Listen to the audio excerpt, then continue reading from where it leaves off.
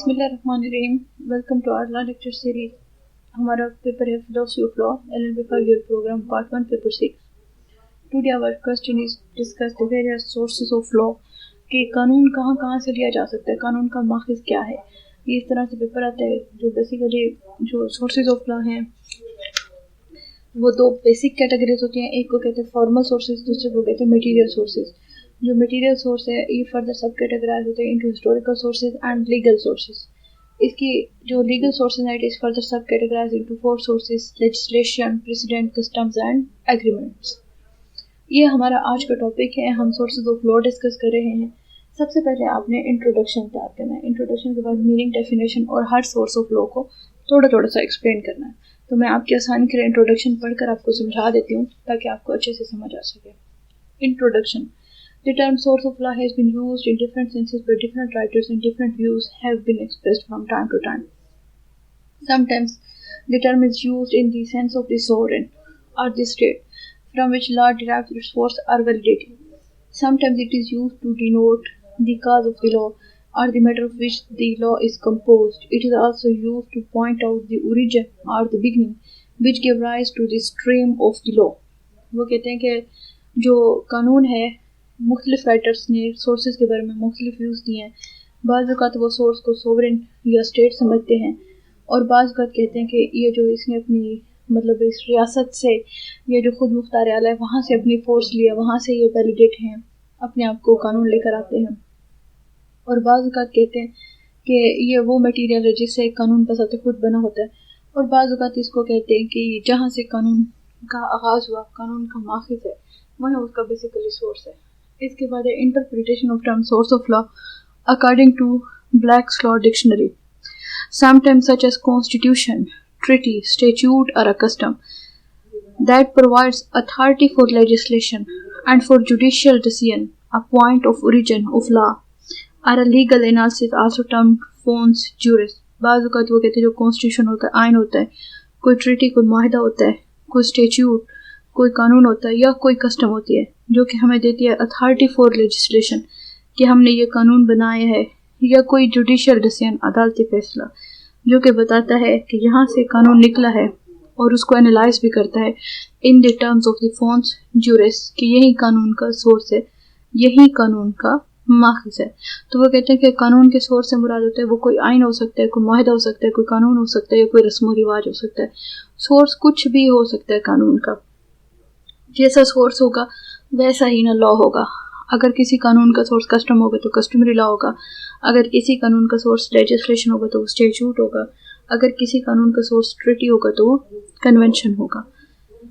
इसके बाद definition of source of law according to C.K. Allen, use it in a sense of the agencies through which the rules of conduct acquire the character of the law by becoming definite, uniform and compulsory। यानी कि ऐसी चीज़ जो कि कानून को definite करे, मखसूस करे, यूनिफॉर्म एक जैसा करे और कंपल्सरी लोगों पर लागू करे, फर्ज करे, that will be called source. According to ऑफिनम, uses it as the name of for a historical fact out of which the rules of conduct come into existence and acquire legal force।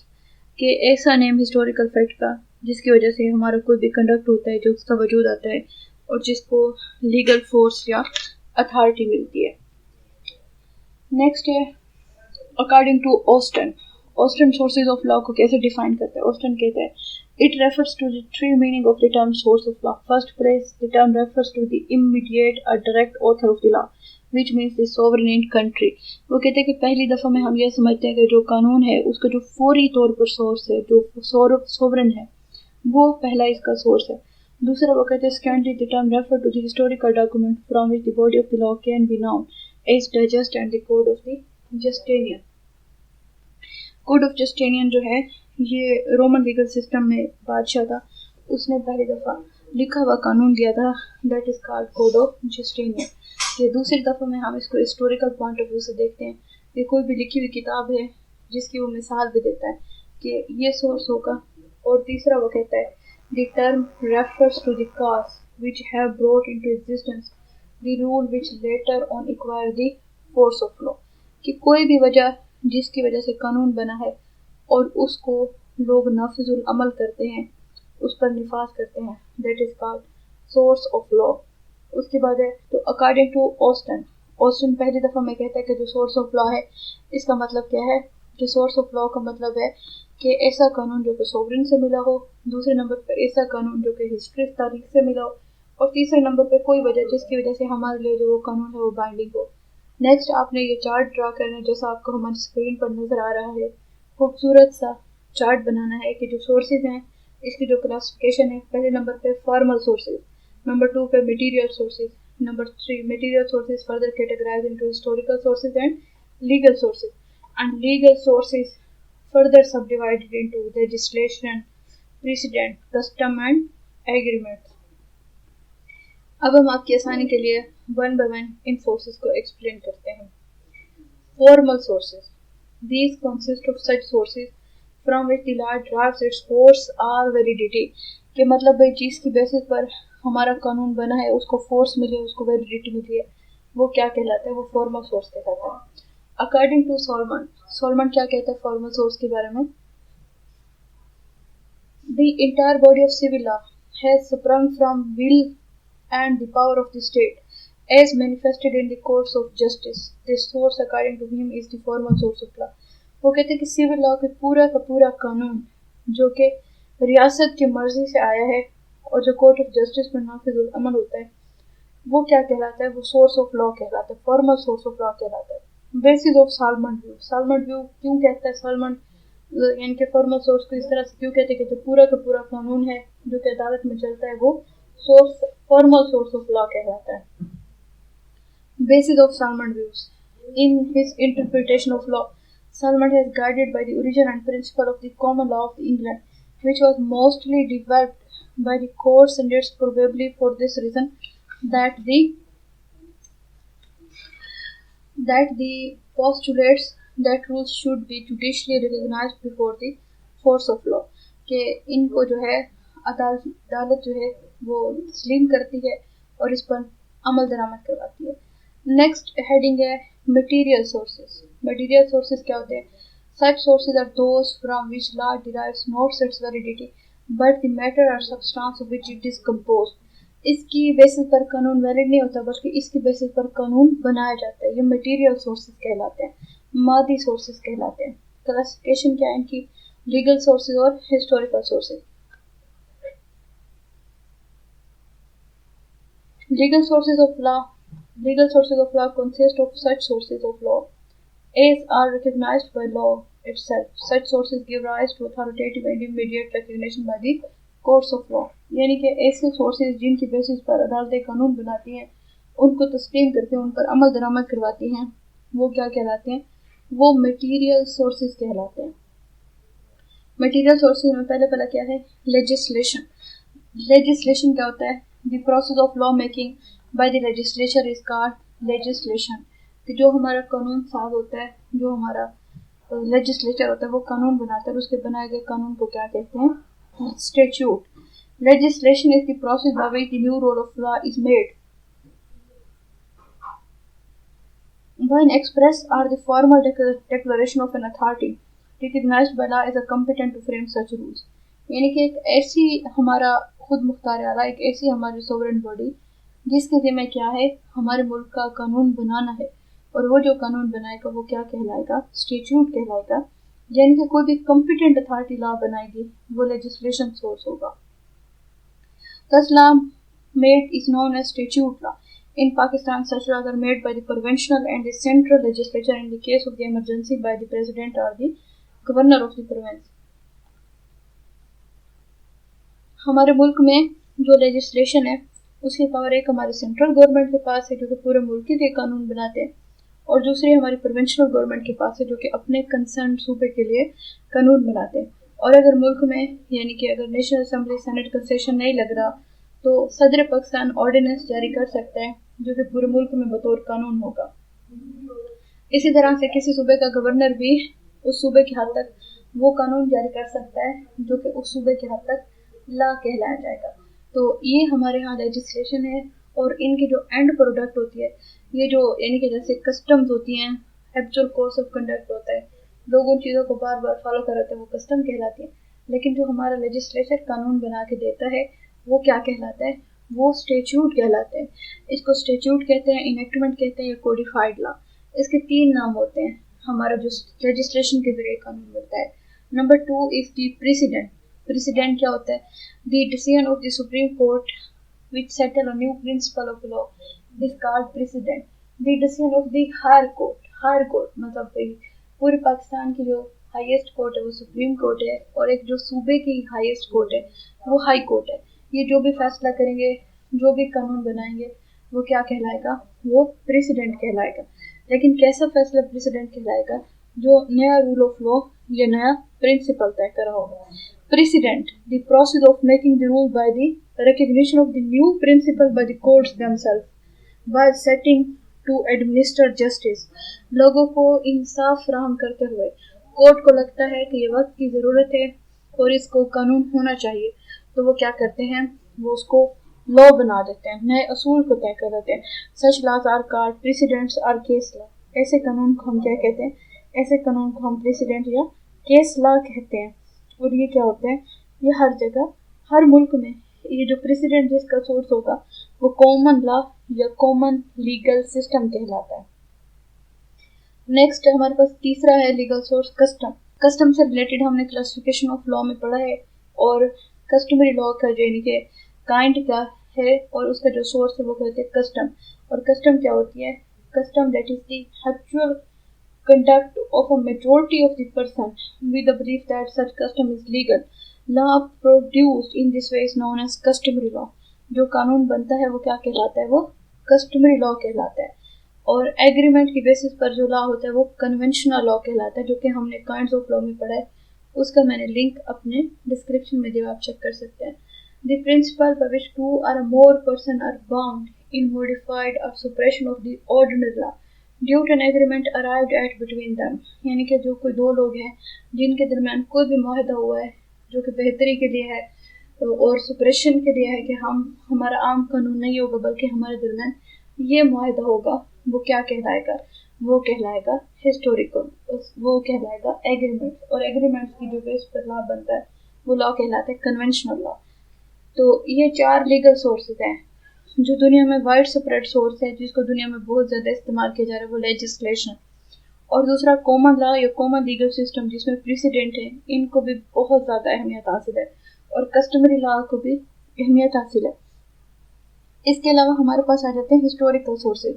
The historical sources consist of the work of the ancient lawyer and thinker, यानी कि जो कदीम ज़माने के कदीम दौर के जो लोग थे, जो उनकी सोच थी, उनके ख्याल थे, जैसे अरिस्टोटल हो गया, सोक्रेटिस हो गया, प्लेटो हो गया, और भी बहुत सारे हैं जिन्होंने इस पर काम किया है। तो वो क्या है, वो हिस्टोरिकल थिंकर हैं।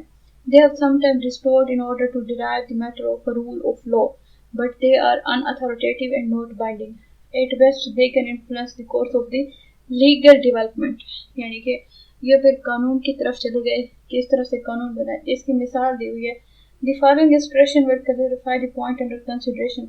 While deciding a point on the Hanafi Muslim law, the court has to take to the exposition that the matter given in the Hadaya, a work based on the opinion of the eminent jurist Imam Abu Hanifa and his disciple Imam Abu Yusuf and Imam Muhammad, and thereafter give its decision on the point. यानी कि अगर उन्होंने इमाम Abu Hanifa के जो follower हैं हनफी school के, उससे रिलेटेड अगर कोई मामला देखना होगा तो पहले इमाम अबू हनीफा का देखेंगे, अगर उनसे बात मिल जाए ठीक, नहीं तो इमाम अबू यूसुफ का देखेंगे, नहीं तो फिर इमाम मोहम्मद का, यानी कि उनके जो फॉलोअर होते हैं उन्हीं की बातों को देखते हुए उनके दरमियान फैसला सुनाते हैं। In case of the Hidaya, it is the historical source of the judgment of the court in the legal source. Next point है Quran as a historical source of law. जो हमारा होली कुरान है, बतौर मुसलमान हमारे जो इस्लामिक लॉ है, Islamic शरिया है, उसके बेसिकली 2 सोर्सेज होते हैं। एक को बोलते हैं प्राइमरी सोर्सेज, दूसरे को कहते हैं सेकेंडरी सोर्सेज। प्राइमरी सोर्सेज में कौन कौन से होते हैं, प्राइमरी सोर्सेज में होली कुरान, सुन्ना और इजमा होते हैं, और सेकेंडरी सोर्सेज में क्यास, इस्तेहसान, इस्तदलाल, ज्यूरिस्टिक वर्क वगैरह ये होते हैं। और जो सबसे अहम है वो हमारे पास होली कुरान है। और आप सबको पता है होली कुरान कब नाजिल हुआ था, आज से 1400 साल पहले। तो इस पॉइंट ऑफ व्यू से जो हमारा होली कुरान है ये भी क्या है, ये भी हिस्टोरिकल सोर्स ऑफ लॉ है। The verdicts of the Holy Quran are not, however, a historical source because they are not based on any opinion, but under the concept of law are authoritative commandments having the full force of law. लेकिन ये basically हुक्म होते हैं, authoritative commandments होती हैं। अल्लाह पाक ने इंसान पर हदूद की सजाएं लगाई हैं। अल्लाह पाक ने इंसान के लिए, मुसलमान के लिए हदें मुकर्रर की हैं, जिसकी सज़ा है कि मिसाल के तौर पे कि अगर आप पाकबाज़ औरत पर झूठी तहमत लगाएंगे और अगर वो आप साबित करने में नाकाम होगा तो आप पर कज़फ की हद लगेगी, मतलब आपको 70 कोड़े भी मारे जाएंगे और आप जिंदगी भर के लिए झूठे भी करार दिए जाएंगे। तो ये अथॉरिटेटिव कमांडमेंट्स है, ये अल्लाह का हुक्म है। जैसे अल्लाह पाक कहते हैं कि जान का बदला जान होगा, आँख का बदला आँख होगा, यानी कि कोई भी आप किसी को भी बेगुनाह कत्ल गलत नहीं करेंगे। हर किस्म के अल्लाह पाक ने कुरान पाक में हुक्म दिए। और बाकी भी हमारे यानी कि मैरिज हो गया, सिविल कॉन्ट्रैक्ट हो गया, एविडेंस हो गई, हर मसले से रिलेटेड हमारे पास होली कुरान में कमांडमेंट्स हैं, हुक्म हैं। अल्लाह पाक ने इंसान को ज़िंदगी गुजारने के लिए हर असूल होली कुरान से बयान किया। उस तो इसलिए इस बुनियाद पर, क्योंकि ये 1400 साल पहले नाजिल हुआ था, इसलिए ये क्या है, इसलिए ये हिस्टोरिकल सोर्स ऑफ लॉ है। उसके बाद Roman law as a historical source of law, जो रोमन का कानून है वो भी क्या है, वो भी हिस्टोरिकल सोर्स है। The Roman law is a historical source of law, but once its rules are considered and any principle evolved out of it is the principle so evolved because of the legal source of law. ये जो Roman law या Roman legal system है, ये दुनिया का ancient legal system of the world है, कदीम तरीन लीगल सिस्टम है। तो अगर कोई भी मसला होता है, और ये सारे लीगल सिस्टम का, सारे कानून को जन्म देने वाला लीगल सिस्टम है, कोई भी मसला होता है जो कि आप अगर रोमन लॉ से मिल जाए तो फिर यही ही प्रिवेल करता है, यही गालिब आता है। तो यहाँ तक थे हमारे बेसिक सोर्सेज। हमारे बेसिक सोर्सेज ऑफ लॉ कौन से हैं? हमारे बेसिक सोर्सेज ऑफ लॉ में पहले दो सोर्सेज हैं, फॉर्मल सोर्सेज और मटेरियल सोर्सेज। फॉर्मल सोर्सेज कौन से सोर्स होते हैं? जो कि फॉर्मल सोर्सेज से मुराद वो सोर्सेज होते हैं जिससे मतलब पूरा का पूरा कानून बनता है। मैं इसको अगर आपकी मिसाल दूँ, जैसे अगर आपने कुछ खाना वगैरह बनाना हो और आप नए नए खाना बनाने लगे, तो आप जो रेसिपी लेंगे वो होंगे फॉर्मल सोर्सेज। फिर उन रेसिपी के अकॉर्डिंगली जो भी आप इंग्रेडिएंट लेंगे वो होंगे मटेरियल सोर्सेज। अब जो कानून है वो उसका फॉर्मल सोर्स क्या है कि हमारे पाकिस्तान में यानी कि कोर्ट्स होगी, उसका फॉर्मल सोर्स कॉन्स्टिट्यूशन हो गया, अदालतें बनाई जाएंगी, सारा कुछ हो गया, जिससे वो अपने आप को फोर्स लेती हैं, अपने आप से वैलिडिटी लेते हैं कि हमें लोगों को फंडामेंटल राइट्स देने का राइट है। आर्टिकल 199 की हियरिंग है हाई कोर्ट के पास। अब मटेरियल सोर्सेज क्या है? मटेरियल सोर्सेज में अगर आपको अपनी पसंद का फैसला लेना है तो आपको उसी की जैसी अथॉरिटी पेश करनी होगी, जो भी आपका केस होगा तो कोर्ट आपको वैसा फैसला दे देगी। या फिर आप लेजिस्लेचर का बनाया हुआ कानून ले आएंगे, या फिर आप क्या करेंगे, या फिर आप कोई भी कस्टम वगैरह पेश कर देंगे। तो इस तरह से ये होते हमारे लीगल सोर्सेज। कानून जिनसे बनता है वो जो इंग्रेडिएंट है वो चार हैं, लेजिस्लेशन, प्रेसिडेंट, कस्टम और एग्रीमेंट। हिस्टोरिकल सोर्सेज तारीखी सोर्सेज है जिसमें हमारा होली कुरान है और दूसरा रोमन लॉ है। इसके अलावा कुछ some other sources of law हैं। अदर सोर्सेज ऑफ लॉ भी बड़े इंपॉर्टेंट है, जिसमें पहला है इक्विटी। ये जो लॉ ऑफ इक्विटी है, यानी कि आपका एक पेपर है जिसमें आपने पढ़ना होगा what is law of equity. ये इंग्लैंड में ना चांसरी की कोर्ट होती थी। उससे पहले इंग्लैंड में ना बादशाह सिस्टम होता था और दूसरी तरफ कॉमन लीगल सिस्टम या कॉमन लॉ सिस्टम होता था।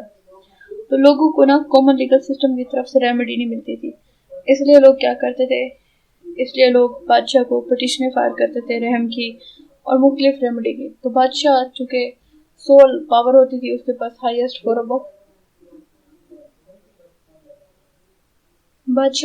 फॉर्म ऑफ अपील होता था, और दूसरा उसके पास जो भी मामला आता था वो उस पर जिस तरह से चाहता फैसला सुना देता। तो लोगों ने इसको प्रैक्टिस कर लिया, तो बादशाह ने अपने सीनियर मोस्ट वजीर चांसलर के जिम्मे लगा दिया कि आप क्या करें, आप इनके मसले मसाइल हल करें। तो जो चांसलर की कोर्ट थी वो कोर्ट ऑफ इक्विटी कहलाती थी, और उसके बेसिस पर जितने भी फैसले होते थे वो क्या कहलाते थे, वो लीगल प्रिंसिपल्स बनते थे, वो मैक्सिम्स वगैरह बनते थे। इस बेसिस पर इंग्लैंड में दो कोर्ट्स डेवलप हो गई, one was called common law courts and other was called court of equity. तो equity as a source of law, equity भी इनडायरेक्ट सोर्स ऑफ लॉ है। हमारा कानून है स्पेसिफिक रिलीफ एक्ट, और वो सारा का सारा इक्विटी के मैक्सिम्स पर बेस करता है। Derivation of term equity. The term equity is drawn from the Latin word Equitas which means to equalize, जिसका मतलब है बराबर करना। Equity has always been used to remove the defect of the common law in England, so that justice should be administered according to the principle of reason and fair play। कि लोगों को जो common law या common legal system की तरफ से इंसाफ नहीं मिलता था, वो क्या करें, वो आकर जो इक्विटी की कोर्ट है वहाँ से इंसाफ ले लें, वहाँ से उनको इंसाफ मिल जाता था। ये इसी तरह से चलती रही थी और बाद में कुछ अर्से बाद लोगों ये 19 समथिंग में कोर्ट ऑफ इक्विटी और कॉमन लॉ कोर्ट्स को एक ही कोर्ट में जम कर दिया गया था। अब इनके यहाँ कोर्ट ऑफ इक्विटी और कॉमन लॉ कोर्ट की अलग अलग अहमियत नहीं है। इसके बाद observation of equity, objectives of equity. जो डाइस है वो क्या कहते हैं, वो कहते हैं इक्विटी के 3 ऑब्जेक्टिव्स हो सकते हैं। The interpretation of the law should be based on the sound logical reason, mayor should be generality in the application of the law. The deficiencies of the law should be removed through the equitable principle of the justice and good consent। के जो लोग हैं उनको अच्छाई की बुनियाद पर इंसाफ मिलना चाहिए, लोगों को फ़ायदे हासिल हो, और जो कानून है वो सबके लिए एक ही जैसा एप्लीकेबल हो, और जो कानून की तशरीह है on the basis of this sound reason हो। तो लॉ ऑफ इक्विटी ने बड़ी खिदमत की है इंग्लैंड की, बहुत ज़्यादा कोर्ट ऑफ चांसरी ने लोगों को रेमेडीज दी हैं, और इक्विटी के बहुत सारे मैक्सिम्स हैं। आप पूरे का पूरा पेपर है कि इक्विटी डेवलप कैसे हुई, इक्विटी की जुरिस्डिक्शन क्या है, इक्विटी के सब्जेक्ट मैटर क्या है, और इक्विटी के प्रिंसिपल्स क्या हैं। इसके प्रिंसिपल्स बहुत सारे, जिसमें से मैं 2-3 आपको बता देती हूँ। He who comes to equity must come with clean hands. Equity acts the vigilant, equity aids the vigilant, और equity acts in personam, equity follow the law, equity supplement the law. यानी कि जो भी मसला होता था चांसरी के पास, तो वो उससे रिलेटेड जो भी फैसला सुनाता था तो क्या करता था, उससे रिलेटेड वो एक मैक्सिम्स क्रिएट कर देता था, और फिर उसी मैक्सिम की बेसिस पर आगे कानून चलते रहते होते थे। नेक्स्ट है सोशल वैल्यूज। हमारे जो माशरती इक़दार होते हैं वो भी कानून का बतौर सोर्स काम करते हैं, और वो भी सोर्स ऑफ लॉ के तौर पर जाने जाते हैं। Law derives much of force and validity from the social values of a given society. The public opinion also finds reflection in the law and the judicial decision of the court। के जो अदालती फैसले होते हैं, जो कानून होता है, वो भी लोगों के इक़दार के मुताबिक होता है। जैसे ऑब्जर्वेशन ऑफ द जस्टिस होल्मेस है, जजेस being a part of the society can not remain uninfluenced by the social and the legal changes taking place around them. Therefore, it is quite natural that those changes are clearly reflected in their judgment। कि जो जजेस होते हैं वो भी माशरे का हिस्से होते हैं, तो वो भी माशरे की बुनियाद पर ही अपने फैसले सुनाते हैं, मशरूती इक़दार की बेसिस पर ही, अलग नहीं करते। इसके बाद रिलीजन बहुत बड़ा सोर्स ऑफ लॉ है, पूरा का पूरा, यानी कि रिलीजियस लीगल सिस्टम है जिसमें मुस्लिम है, हिंदू है, ज्यूस और क्रिश्चियन, इन चारों का अपना अपना रिलीजन की बेसिस पर पूरा का पूरा लीगल सिस्टम है। तो religion is the most important source of law. In ancient time, religion exerted great influence on the primitive societies. It contributed very largely to the growth of the legal system in most part of the world। दुनिया जहान में इसने लोगों की खिदमत की है। Basis of the Roman and Greek laws, the ancient Romans and Greek laws were largely based on religion। ये भी मजहब की बेसिस पर काम करते थे। In England, during the Middle Ages, law was most contained in the religious testament because of the dominance of the church over the state। यानी कि इनके यहाँ टेस्टामेंट होते थे जिसको सहीफे कहते हैं, यानी कि तौरात, ज़बूर, इंजील वगैरह, इनकी बेसिस पर इन्होंने कानून बनाए थे। The Islamic laws owe their origin to the ancient holy treaties। They are divinely inspired laws। Origin and the source of the Islamic law। Islamic law में भी यानी कि हमारे यहाँ सुलह हुदैबिया है, और भी बहुत सारे मामलात हैं जिसमें हमने रिटर्न, जैसे फ़तह मक्का के मौके पर हमने ट्रीटी कंक्लूड की थी, और भी बहुत सारे मुआहदे जाते हैं, और होली कुरान और नबी पाक के सुन्ना इजमा, ये तो हमारे primary sources of Islamic law. तो जो रिलीजन है उसने भी किरदार अदा किया। नेक्स्ट हेडिंग है अदर सोर्सेज ऑफ लॉ में digest, literary work and treatise as a source of law. ये यानी कि जो डाइजेस्ट होते हैं, जो रिसाले होते हैं, वो भी मतलब सोर्स ऑफ लॉ होता है। जैसे वो मिसाल लिखता है, लिटरेरी वर्क जो हम रिसर्च करते हैं, जो हम लोगों को आगे काम पहुंचाते हैं, वो भी क्या है, वो भी सोर्स ऑफ लॉ है। The Justinian code is regarded as one of the best treatise on the ancient Roman law. Ancient Roman law जो था, रोमन लीगल सिस्टम था, इसमें जस्टिनियन बंदा था जिसने एक कानून लिखा था और उसने कानून लिखकर उसको नंबरिंग दी थी, इसलिए क्या कहलाता है, code of Justinian. The Roman king Augustus had recognized opinion of the certain legal expert as an authoritative law. बादशाह था ऑगस्टस, उसने कुछ लोगों के जिम्मे काम लगाया था कि आपने इस पर कानून बनाना है, और वो उनकी जो राय थी उनको बड़ी अहमियत देता था। They had great influence on the contemporary law. Most of the Roman law during the 2nd and 3rd century was based on the commentaries and treatises of the Roman jurists. कि जो यानी कि दूसरी सदी में रोमन की कानून बना था वो ज्यादातर उन लोगों की कमेंट्रीज पे था, उन लोगों के कहने पे था, उन लोगों की बातों पे था। उसके बाद है यानी कि ये एंशिएंट टाइम से आपको बता रहा है कि पुराने दौर में हिस्टोरिकल जो सोर्सेज ऑफ लॉ है उसमें इनकी क्या अहमियत है। In 1426 AD, the work of the 5 eminent jurists were declared of the binding authority. 5 बड़े नामवर लोग थे, नामवर से लोग थे, उनका नाम वो जैसे इमाम अबू हनीफा, मालिक, शाफी, हम्बल, इनका जो इन्होंने भी जो कोड लिखे थे, इन्होंने भी जो शरिया दी थी, उसकी भी बड़ी अहमियत हासिल है। The Digest of the Justinian is recognized as one of the most important sources of the Roman law every day. In India, during Mughal period, Aurangzeb deputed a learned Hindu Pandit of the Bengal named Raghunandan to prepare a digest of the existing Hindu law. The code prepared by this was called the Fatwa-e-Alamgiri, which contained 27 parts comprising of the entire Hindu law. यानी कि जो बादशाह था औरंगजेब आलमगीर, उसने भी हिंदू का जो religious law था उसको भी एक किताब की शक्ल में दी थी, जिसको क्या कहते हैं, फतावा-ए-आलमगीरी। उसके बाद the British rulers also realized the need for the comprehensive code of the native laws for the guidance of the English judges. Warren Hastings in 1773 summoned a batch of the 11 reputed pundits from Bengal and directed them to compile a code of the Genoto law. यानी कि जब हम colony बने थे 1857 की जंग अजीम के बाद, और उससे भी पहले जो अंग्रेज हमारा हाकिम था वो क्या करता था, उसने भी हमारे यानी कि बरसगीर की जो कस्टम्स थी, जो रिलीजियस लॉ था, जो रिलीजियस नॉर्म्स थी, उनको अहमियत दी थी, उनको वैल्यू दी थी कि ये आपके जो कानून हैं ये होने चाहिए। उन्होंने उनको रिकग्नाइज किया और रिटन कोडिफाइड लॉ में लिखकर हमें दे दिया। यानी कि हमारी कॉलोनी के होते हुए भी अंग्रेज ने जो मुस्लिम और हिंदू के रिलीजियस लॉ थे उनकी ताज़ीम की और उनको उनका राइट दिया। तो ये हमारा पेपर का क्वेश्चन है।